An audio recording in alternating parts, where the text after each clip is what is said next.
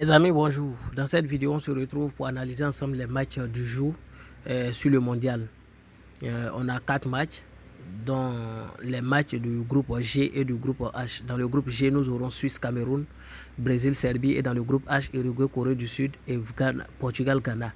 Donc on va analyser très rapidement le premier match, qui est le match qui oppose, n'est-ce pas, donc la Suisse au Cameroun.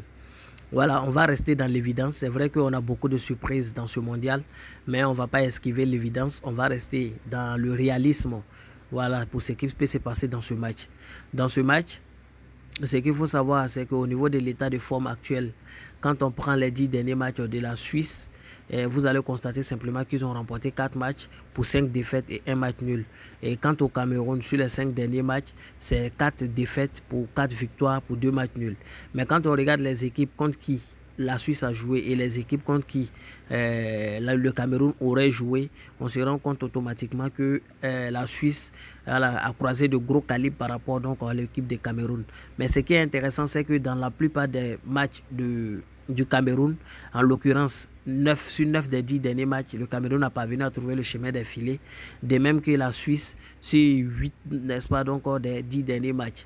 C'est pourquoi je pense que dans ce match-là, la Suisse, qui est très expérimentée, voilà, avec des joueurs qui ont envie d'avancer, des joueurs expérimentés, des joueurs qui sont pour la plupart à 2 ou 3e participation à ce mondial, des joueurs, voilà, des qualités, des joueurs très rapides, hein, font trouver le chemin des filets. De même que le Cameroun, qui est une équipe très réaliste, une équipe avec une attaque vraiment déterminée.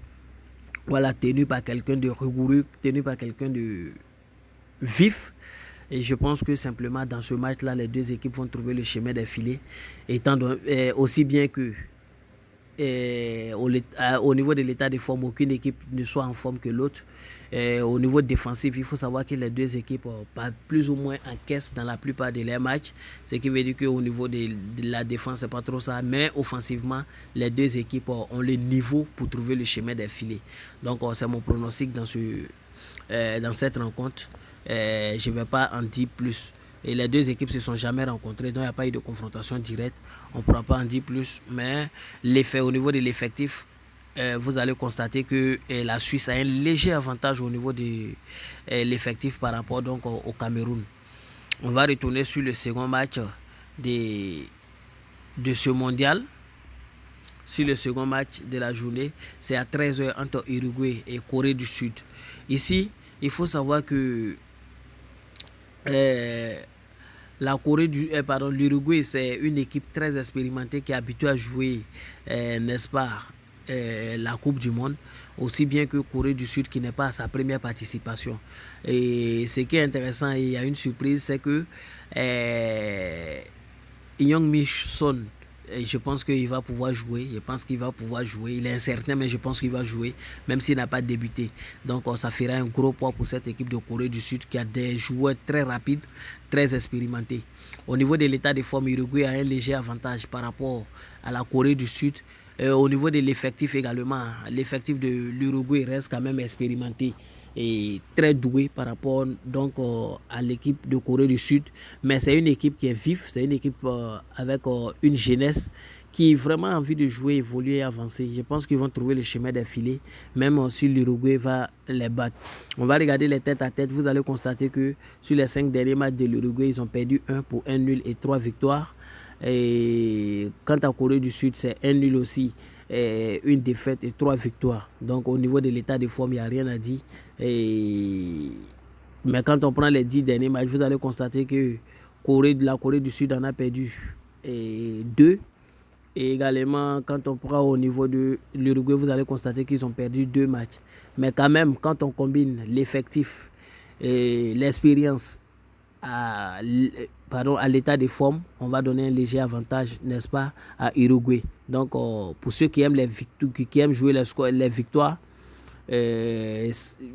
Uruguay a une forte probabilité de remporter le match face à Corée du Sud, même si Corée du Sud est déterminée. Et ce qui est intéressant, c'est que les deux équipes se sont rencontrées plusieurs fois. Corée du Sud a joué un amical face à Uruguay, bien sûr, en 2018, où les deux avaient marqué. Vous allez voir, c'est fini 2-1. Et c'est cette forme actuelle-là que je pense que ça va se répéter. Ça va vraiment se répéter. Ils se sont croisés plusieurs fois. Vous allez constater que sur les 5 dernières rencontres des deux équipes, Uruguay a remporté 4 et Corée du Sud a remporté un match. Et quand on prend l'ensemble des 7 rencontres, Corée du Sud n'a gagné qu'un seul match et pour 6 victoires, n'est-ce pas, donc pour Uruguay. Donc Uruguay peut remporter ce match-là facilement, comme je le disais tantôt, mais il y a un autre type de pari qui peut passer facilement, c'est les deux équipes vont marquer. Je reviens, n'est-ce pas, sur le match de Portugal-Ghana. Ici, au niveau de la motivation, ça sera le jour et la nuit parce que Cristiano, c'est quelqu'un qui, lui seul, au mondial, est plus motivé que 100 joueurs réunis. Voilà, je n'essaie pas de le soulever, mais c'est la vérité. Moi, je suis réaliste dans mes pronostics. Cristiano Ronaldo, c'est un poids lourd. Et il va vraiment beaucoup fatiguer cette équipe ghanéenne, surtout que c'est le match d'ouverture. Ils voudront prendre l'avantage. Et l'équipe est très expérimentée avec de très grands cadres que vous connaissez en Europe qui évoluent. Et au niveau de l'effectif, c'est le jour et la nuit. Au niveau de l'état de forme, c'est la même chose. Vous allez regarder les 10 derniers matchs du Portugal, vous allez constater simplement que c'est juste des défaites. Bien qu'ils aient croisé de très grosses équipes, c'est la Serbie voilà, qui les a gagnés une fois. La Suisse les a gagnés et l'Espagne également les a gagnés. C'est normal, ça se justifie. Mais le Ghana qui a croisé des petites équipes voilà, a perdu pas mal de matchs également. Donc c'est pourquoi au niveau de l'état de forme, vous vous rendrez compte que le Portugal reste très en forme par rapport, n'est-ce pas, donc au Ghana. Et ils se sont croisés en Coupe du Monde 2014. Et voilà, et c'était en phase de groupe. Le Portugal avait battu le Ghana 2-1. Mais je pense que l'histoire va se répéter. Victoire du Portugal simplement dans ce match-là. Et il y a 2 buts dans le match au minimum. Ça va passer. Le 4e match de la journée, c'est, n'est-ce pas, entre le Brésil et le Serbie. Dans ce match, à première vue, on sait que le Brésil est favori. Mais ce qu'il faut savoir, c'est que ces dernières années, c'est-à-dire 2020, 2021, 2022, vraiment la Serbie est réveillée. La Serbie s'est construite. La Serbie s'est construite une vraie équipe. Et depuis, n'est-ce pas, le mois de septembre 2021, le Brésil n'a plus perdu de match. Donc, ils ont joué 20 matchs sans défaite.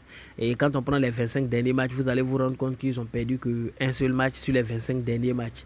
Et quand on prend, n'est-ce pas, l'équipe de Serbie, sur les 10 derniers matchs, ils en ont perdu 2. Quand on prend les 20 derniers matchs, ils en ont perdu 3.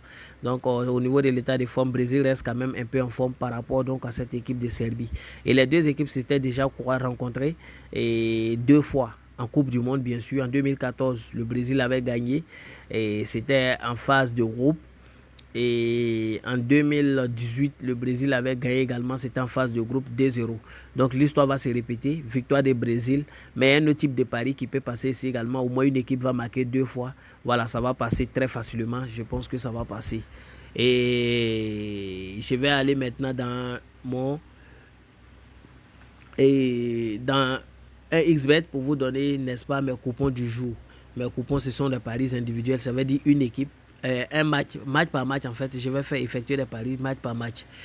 Alors, mais avant, je vous dis que dans les derbies de demain, je vais vous donner, n'est-ce pas, 3 buteurs. Un buteur sur le match du Portugal, un buteur sur le match de l'Uruguay, un buteur sur le match du Brésil. Je suis à 85% convaincu que le Brésil, n'est-ce pas, que ces buteurs-là vont trouver le chemin des filets. Voilà, donc allons maintenant pour les coupons. Mon premier coupon, c'est le match de Suisse-Cameroun. Dans ce match, je vois simplement le Cameroun trouver le chemin des filets. C'est pourquoi je suis allé sur cette base. Cameroun va marquer au moins 0,5 buts. Une cote à 1,71, c'est une très belle cote. J'enregistre le coupon pour vous. C'est 3V EMY. 3V EMY. Donc je vous reviens avec le second coupon.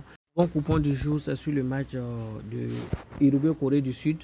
Dans ce match, je vois simplement Uruguay au match nul et il y a au moins 2 buts dans le match simplement. Voilà, je vois Uruguay remporter le match ou c'est un match nul et puis il y a au moins 1,5 but dans le match. C'est une cote 1,64, une très belle cote également à tenter. Vous avez le numéro de coupon, c'est S1FMY.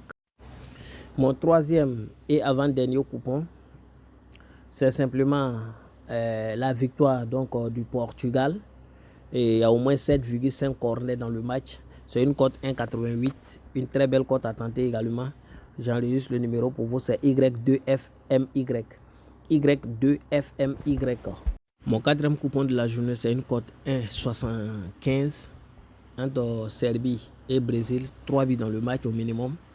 Une très belle cote à tenter. Le coupon, c'est R4FMY. Voilà, merci.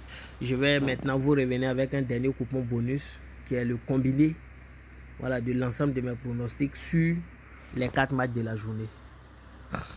Voilà, vous avez le coupon de combiné du jour. C'est une cote 7. C'est 4 équipes. Entre la Suisse et le Cameroun, au moins une équipe va marquer 2 fois. Et entre Uruguay et Corée du Sud, plus de 21,5 tirs. Entre le Portugal et le Ghana, victoire du Portugal. Entre le Brésil et la Serbie, les deux équipes vont marquer. Une très belle cote que vous pouvez tenter également. Mais allez-y doucement. C'est RUFMY. RUFMY.